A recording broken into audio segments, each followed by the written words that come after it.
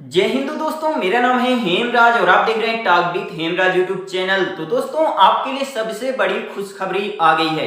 CRPF यानी central reserve police force, जिसको हिंदी में कहते हैं केंद्रीय रिजर्व पुलिस बल में हेड कांस्टेबल मिनिस्ट्रियल और असिस्टेंट सब इंस्पेक्टर के लिए 1458 पदों पर भर्ती निकाली गई है। यदि आप केवल और केवल 12वीं पास हैं तो आप इसके लिए आवेदन कर सकते हैं। तो दोस्तों, इस वीडियो में हम बात करेंगे कि सिलेक्शन प्रोसेस क्या रहने वाला है, यानी आपका ये चयन प्रक्रिया जो है तो क्या रहने वाली है। सिलेबस के बारे में हम डिस्कस करेंगे, आपको वेतन कितना दिया जाएगा इसके बारे में भी डिस्कस करेंगे, एज क्राइटेरिया को लेकर डिस्कस करेंगे, क्योंकि सबसे ज्यादा जो कंफ्यूजन रहता है एज क्राइटेरिया को लेकर रहता है। और किस पोस्ट के लिए कितनी वैकेंसी निकाली गई है इसके बारे में भी डिस्कस करेंगे। तो वीडियो को शुरू से लेकर लास्ट तक देखिएगा और यदि आपको कुछ भी पूछना है आप कमेंट जरूर करिएगा, या आप मेरा टेलीग्राम ग्रुप ज्वाइन कर सकते हैं। टेलीग्राम ग्रुप का लिंक वीडियो के डिस्क्रिप्शन बॉक्स में आपको मिल जाएगा, आप वहां क्लिक करके मेरा टेलीग्राम ग्रुप ज्वाइन कर सकते हैं और आप वहां कुछ भी पूछ सकते हैं। तो चलिए दोस्तों, स्टार्ट करते हैं और इसके बारे में थोड़ा डिटेल से जान लेते हैं। तो जैसा आप यहाँ देख सकते हैं दोस्तों, सीआरपीएफ यानी जिसको हिंदी में कहते हैं केंद्रीय रिजर्व पुलिस बल की तरफ से भर्ती निकाली गई है। ठीक है, टोटल 1458 पोस्ट यहाँ निकाली गई हैं। आप आवेदन कब से कर पाएंगे दोस्तों, तो आप यहाँ देख पाएंगे 4 जनवरी 2023 से लेकर 25 जनवरी 2023 तक आप इसके लिए आवेदन कर सकते हैं। उम्र की अगर बात करें तो 18 साल से लेकर 25 साल तक के स्टूडेंट यहां आवेदन कर पाएंगे। देखिए, आपकी जो उम्र की गणना की जाएगी ना, जो आपकी एज काउंट की जाएगी वो 25 जनवरी 2023 से की जाएगी। ठीक है, तो आप थोड़ा इस बात को ध्यान में रखिएगा। 25 जनवरी 2023 से आपकी उम्र की गणना यहाँ की जाएगी, एज काउंट की जाएगी। ठीक है, इसके बाद आपको उम्र में छूट भी यहां मिल जाएगी। यदि आप SC ST कैटेगरी से हैं तो आपको 5 साल की उम्र में छूट मिल जाएगी, और OBC कैटेगरी से हैं तो आपको 3 साल की उम्र में छूट यहां मिल जाएगी। ठीक है, तो आप इस बात को थोड़ा ध्यान में रखिएगा।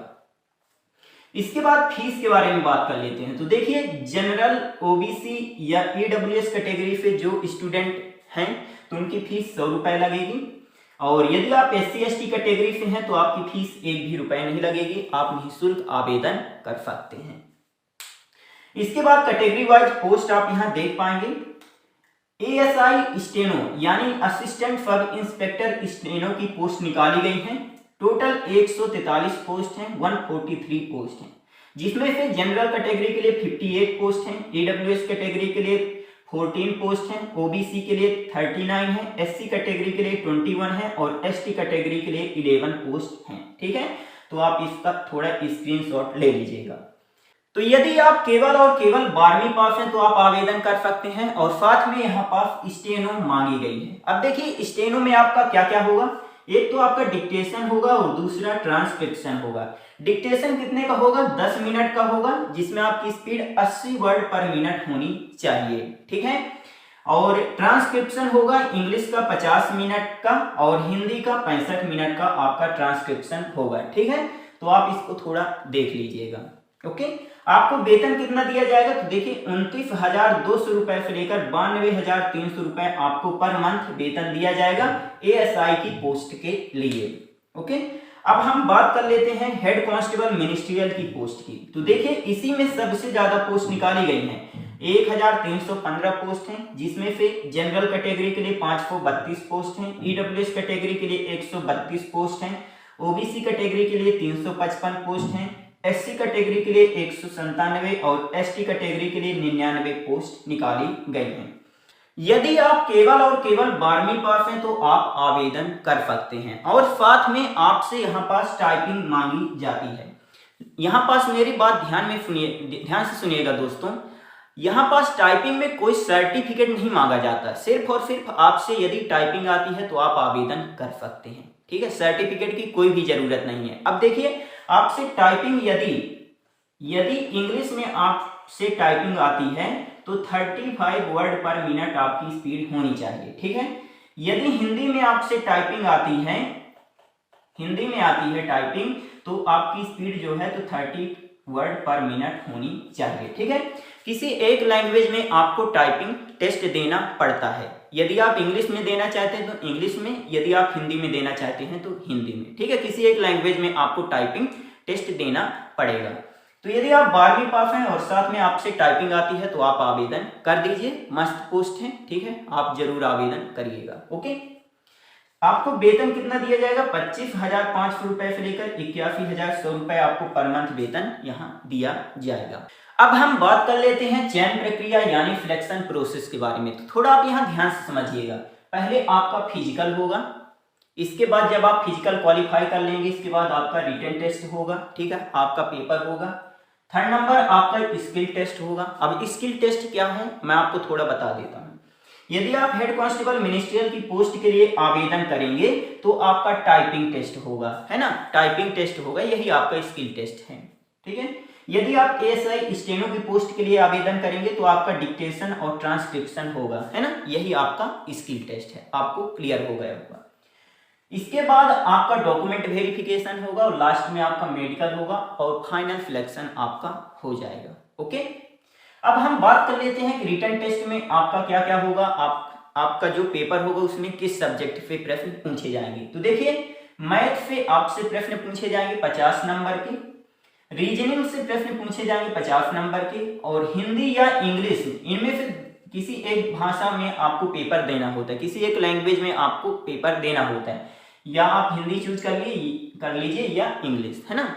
तो यदि आप हिंदी में देना चाहते हैं तो 50 नंबर का होगा, यदि आप इंग्लिश में देना चाहते हैं तो 50 नंबर का होगा, है ना, 50 नंबर के प्रश्न पूछे जाएंगे। और चौथा जो सब्जेक्ट है क्लरिकल एप्टीट्यूड, इससे 50 प्रश्न पूछे जाएंगे। तो टोटल आपका 200 नंबर का यहाँ पेपर होगा, ठीक है, 200 नंबर का पेपर होगा। और आपको समय कितने का दिया जाएगा? 1 घंटे 40 मिनट का, ठीक है।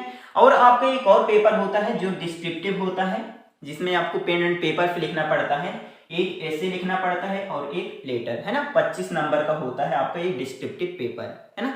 ये जो पिछली भर्ती आई थी ना, उसके हिसाब से मैं आपको यहाँ पास से सिलेबस बता रहा हूँ, ठीक है। अभी डिटेल नोटिफिकेशन नहीं आया है, जैसे ही आ जाएगा मैं आपको एक और वीडियो बनाकर प्रोवाइड करवा दूंगा। ओके, अब हम बात कर लेते हैं फिजिकल के बारे में। तो थोड़ा आप यहाँ ध्यान से समझिएगा, ठीक है। जो सीआईएसएफ में भर्ती निकली थी दोस्तों, हेड कांस्टेबल मिनिस्ट्रियल और एएसआई स्टेनो के लिए, तो उसमें आपका दौड़, लंबी कूद और ऊंची कूद नहीं हुआ था, सिर्फ और सिर्फ हाइट नापा गया था और चेस्ट और वेट नापा गया था, ठीक है। तो यदि इसमें भी होता है तो मैं आपको बता दूंगा, ठीक है, ये सब डिटेल नोटिफिकेशन आने के बाद पता चलेगा। लेकिन यदि इसमें दौड़ होगी, ऊंची कूद और लंबी कूद यदि होती है, ठीक है, तो यही सब क्राइटेरिया रखा जाएगा, ठीक है। तो आप थोड़ा यहाँ ध्यान से समझिएगा। ऊंचाई जो है तो 170 सेंटीमीटर पुरुष के लिए रखी जाती है और 157 सेंटीमीटर महिलाओं के लिए। ओके, और सीना की अगर बात करें तो बिना फुलाए 80 सेंटीमीटर और फुलाने के बाद 5 सेंटीमीटर फूलना चाहिए। महिलाओं के लिए यहाँ पर सीना नहीं मांगा गया है, ठीक है। दौड़ की अगर बात करें तो 1.6 किलोमीटर की दौड़ होगी, 7 मिनट 30 सेकंड में कंप्लीट करना पड़ेगा। वहीं महिलाओं की अगर बात करें तो 800 मीटर की दौड़ होगी, 6 मिनट में कंप्लीट करना पड़ेगा, ठीक है। लंबी कूद पुरुषों के लिए 10 फीट की रखी गई है और महिलाओं के लिए 6 फीट की, ठीक है। ऊंची कूद 3 फीट की रखी गई है पुरुष के लिए और महिलाओं के लिए 2.5 फीट की यहाँ ऊंची कूद रखी गई है, ठीक है। तो एक हो गया फिजिकल, ठीक है। यदि इसमें दौड़, लंबी कूद और ऊंची कूद नहीं होता है तो मैं आपको बता दूंगा, ठीक है, डिटेल नोटिफिकेशन आने के बाद, ठीक है। तो दोस्तों ये रही थोड़ी सी जानकारी, और यदि आपको कुछ भी पूछना है आप कमेंट जरूर करिएगा, मैं रिप्लाई आपको जरूर करूंगा। मिलते हैं अगले वीडियो में, तब तक के लिए जय हिंद, जय भारत।